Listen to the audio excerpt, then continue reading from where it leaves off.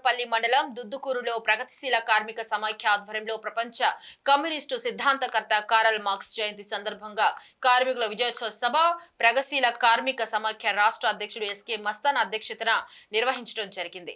ఈ కార్యక్రమానికి ప్రగతిశీల కార్మిక సమాఖ్య రాష్ట్ర కార్యదర్శి బి కొండారెడ్డి, కుల నిర్మూలన పోరాట సమితి రాష్ట్ర కార్యదర్శి కె కృష్ణ, పౌర హక్కుల సంఘం రాష్ట్ర అధ్యక్షుడు వేడంగి చిట్టిబాబు, కేఎన్పిఎస్ జిల్లా అధ్యక్షుడు ఎం జాన్ రాజు తదితరులు మాట్లాడుతూ ప్రపంచ మానవాళికి మార్గదర్శకుడు కారల్ మార్క్స్ అని, ప్రపంచ కార్మికులారా ఏకం కండి, పోరాడితే పోయేది లేదు, బానిస సంఖ్యలు తప్ప అని నినదించిన మొదటి వ్యక్తి కారల్ మార్క్స్ అని, నేటి ప్రపంచవ్యాప్తంగా జరుగుతున్న కార్మిక వర్గ పోరాటాలకు మార్గదర్శి మార్క్స్ సిద్ధాంతమని వక్తలు అన్నారు।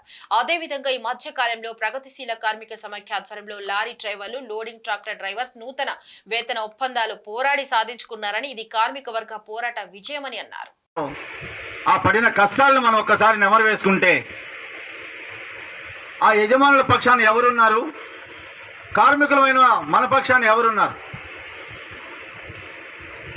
ఈరోజు మీకు జీతాలు పెరగడానికి, ఆ పెంచుకోవడానికి మనలో ఉన్న ఐక్యత, మనం నడిపిస్తున్నటువంటి సంఘ నాయకత్వం, ఆ సంఘ నాయకత్వం ఆధ్వర్యంలో నడిచిన మీరు చేసినటువంటి పోరాట ఫలితం ఇవాళ మీ జీతాల పెరుగుదల, మీ హక్కుల సాధన।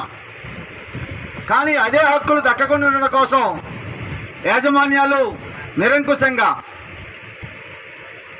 ఒక సిస్టమేటిక్గా వాళ్ళు సిండికేట్ అవుతా ఉన్నారు।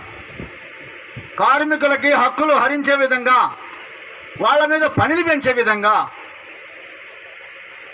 రోజుకు 12 గంటలు 14 గంటలు చేసే వాళ్ళని 24 గంటలు ఎట్లా చేయించుకోవాలి, వాళ్ళని ఇళ్ళ కూడా వెళ్లకుండా మన లారీలకు బందీని ఎలా చేయాలి అని చెప్పేసి ఆలోచిస్తున్నటువంటి యాజమాన్యం మీకు 2000 జీతం పెంచడం కోసం కూడా ఒక 13 రోజులు యుద్ధం చేయాల్సి వచ్చింది।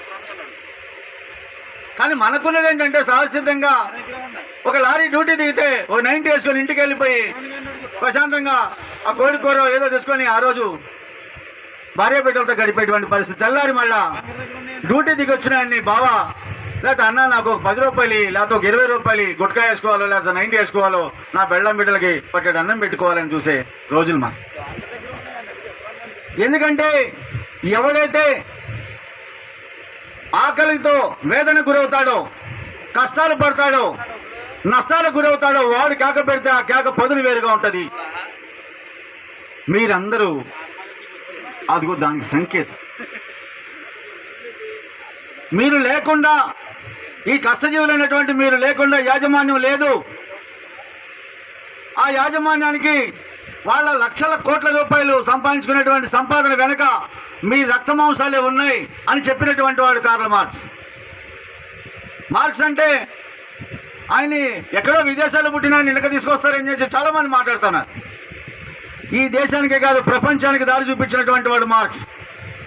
కష్టజీవుల కడుపు ఎక్కడ కొట్టబడుతూ ఉందో, ఆ కష్టజీవులు ఆకలి చావులు ఎందుకు చేస్తూ ఉన్నారో, తలకు మించిన భారం పనిని ఎంత మోస్తూ ఉన్నారో, కనీసం ఆయా ప్రాంతాల్లో, ఆయా దేశాల్లో మొదటిసారిగా పరిశ్రమలు వచ్చినప్పుడు చిన్నపిల్లలు 6 సంవత్సరాల పసిబిడ్డలు మొదలు పెద్ద వయసు వాళ్ళ వరకు వాళ్ళ రెక్కల కష్టాన్ని అప్పన్నంగా దోచుకొని బతికినటువంటి యజమానులు ఎవరైతే ఉన్నారో వాళ్ళు కనీసం వాళ్ళను మనుషులుగా చూడకుండా, ఆడపిల్లలను చూడకుండా లైంగికంగా వేధిస్తున్నప్పుడు, వాళ్ళ మీద అత్యాచారాలు చేస్తున్నప్పుడు, ఆ ఫ్యాక్టరీలో యంత్రాలకు బందీం చేసినప్పుడు, వాళ్ళని కట్టేసి కొడుతున్నప్పుడు, 18 గంటల నుంచి 20 గంటలు పని చేయిస్తున్నప్పుడు కనీసం పాస్కి వెళ్ళాలన్న పర్మిషన్, పట్టడు అన్నం తినాలన్న పర్మిషన్, ఇంతసేపు బిడ్డగా పాలు ఇవ్వాలన్నా, బిడ్డగా పాలిచ్చి రావాలన్న పర్మిషన్, ఇంతసేపు ఏం చేస్తున్నాం? అటువంటి కష్టాలు అనుభవించినటువంటి ఆ మహిళలు, ఆ శ్రామిక వర్గం వాళ్ళు చేసినటువంటి వీరోచిత పోరాటం మనం ఏదో ఊరికే సభలు పెట్టుకొని సంబరపడిపోవటం కోసం కాదు, మన బాధ్యతను గుర్తెరగటం కోసం। ఆ బాధ్యతను గుర్తెరగడంలో భాగంగా మన కోసం ఎవరైతే రక్తం చిందించారో వాళ్ళని గుర్తుపెట్టుకోకపోతే చరిత్ర మనల్ని క్షమించదు।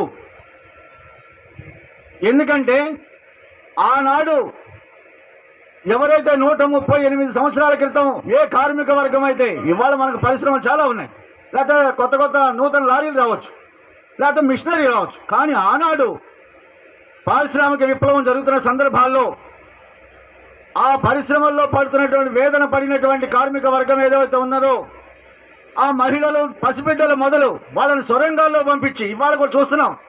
సింగరేణి కార్మికులకు సంబంధించి చూస్తున్నాం. కొన్ని కిలోమీటర్ల పరిధి లోపల అండర్ గ్రౌండ్కి వెళ్ళి ఆ మట్టి బెళ్ళలో ఆ బొగ్గు రాలి పడితే చచ్చిపోయి శవాల కోట బయటకు తెచ్చుకోలేని పరిస్థితి. అటువంటి స్థితి నుంచి ఆనాడు కార్మికులు చేసినటువంటి పోరాటాన్ని అణచడం కోసం మీరు ఇవాళ మీ యాజమాన్యం ఎట్లయితే ఉందో నిరంకుశంగా, ఆనాడు యాజమాన్యం కూడా అంతకంటే నిరంకుశంగా ఉండి వాళ్ళు ప్రభుత్వం ఎవరైతే ఇవాళ మనం ఓట్లేసి గెలిపించినటువంటి రాజకీయ పార్టీలు ఎవరైతే ఉన్నారో